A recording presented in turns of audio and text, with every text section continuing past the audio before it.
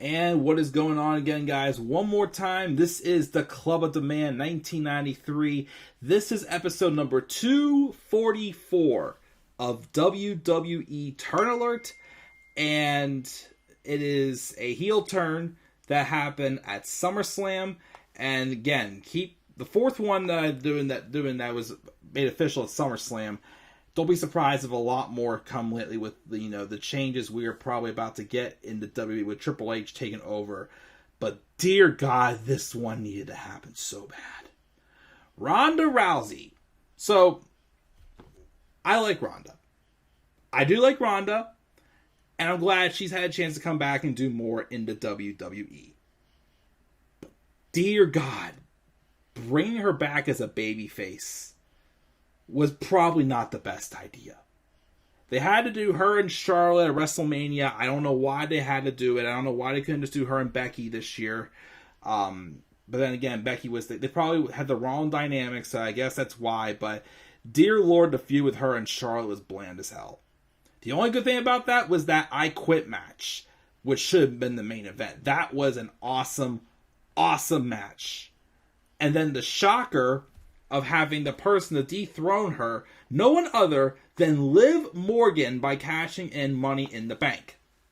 So when I saw that they were going to be doing a match between Ronda and Liv at SummerSlam, I'm like, okay, this, with Liv being as popular of a babyface as she is, despite the fact she's an ultimate underdog who's lost most of her matches as of late, as of this year, as of the past ever, this would be a great time to use this feud to transition Ronda as a heel.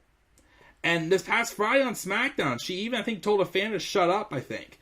And so she was definitely starting to show that, healer side, and here to be, a little more fired up and everything, which, to me, is the element that she needs to be in right now. I'm sorry, but Ronda has been phoning it in like crazy since she came back. Her promo skills are nowhere close to they were before the end of her last run.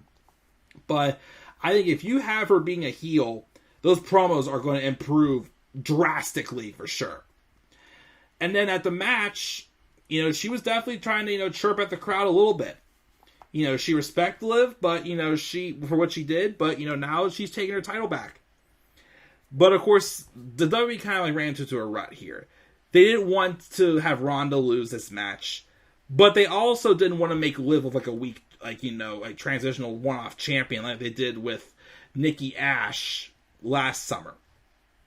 So what they did was they had Liv stuck in a submission hold. And I will say this, they did the thing that I at least appreciate about Ronda's and Liv's match at SummerSlam was the fact that they still showed that even though Liv was the underdog in that match for sure, they showed that she could sit in there well.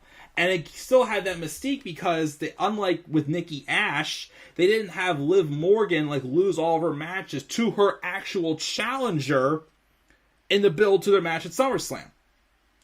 So it left you wondering until SummerSlam, could Liv maybe pull off the upset here? Well, unfortunately it didn't quite happen that way, but in the end it did because she won the match because Ronda had her in that hyper-extending arm submission. And at 2.5, because Ronda's shoulders were on the mat, so the referee was counting Ronda's shoulders. But at 2.5, you see Liv at the very top tap out. But the referee didn't see it. He just counted Ronda out from having her shoulders pinned to the mat. Which sets Ronda off that she attacks Liv, and she even attacks the referee turning heel.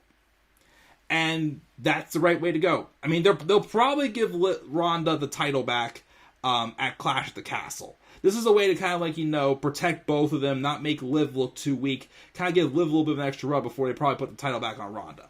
But this has been a great way. It does something because it's at least transitioning Ronda over to being a heel.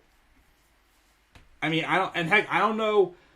Well, never mind. I'm not going to go that route. I was about to say, maybe at Survivor Series we can get Bianca versus Ronda, title versus title, unless they're going to, merge the titles there.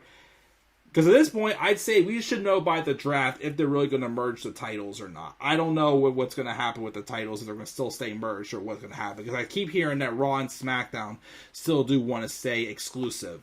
But that could change, of course, with Triple H in charge of creative now. But But I like how they did this. Like I said, again, Ronda needed to be a heel. The only time she was a heel before was for the last month before WrestleMania 35, and then she was gone to make babies. She finally got one. But like I said, I don't know if because her phoning it in was because she doesn't want to be a face, didn't want to be a face again, or, you know, for a while I thought maybe she's just too distracted being a mother and she doesn't have her heart in like she used to. Because there was rumblings that she, you know, left the Hall of Fame ceremony early, but apparently she only did because people say she was upset that she wasn't in the main event of night one of WrestleMania. But it was only not that, it was because she had to get her kid to bed. So, you know, we'll see. We'll see if this heel turn does turn things around. I believe it will for Ronda, because I think Ronda's going to be in much more of her element as a heel, which she should. I mean, don't get me wrong, but people love Ronda. People were big fans of her in UFC, but for her character to really have the true niche she can bring to the table, she's definitely a heel. She's someone that the fans know can easily, you know, like, destroy someone. So she's easily someone, like, to beat. That like, you know, she is the team to beat.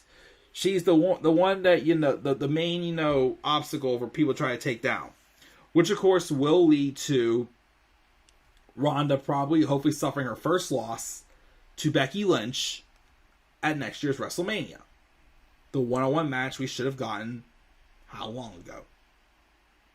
So we'll see what happens. I do have faith that Ronda's going to be able to really, you know, excel in this heel role.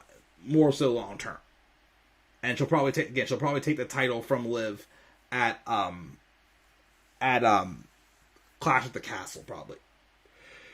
But that's my thoughts on Ronda Rousey's heel turn at SummerSlam. What are your thoughts on Ronda's heel turn at SummerSlam? Do you think it's going the right direction for her to go? Make sure to leave your thoughts down in the comments section below, and be sure as always to slap a like on the video and subscribe for more content on my channel. Follow me on Twitter as well at DemandAir93. And again, guys, we're going to be seeing a lot. This was 4 turn alerts just from SummerSlam. I'm pretty sure we're going to be seeing a lot more changes in the next weeks to come. So don't be surprised.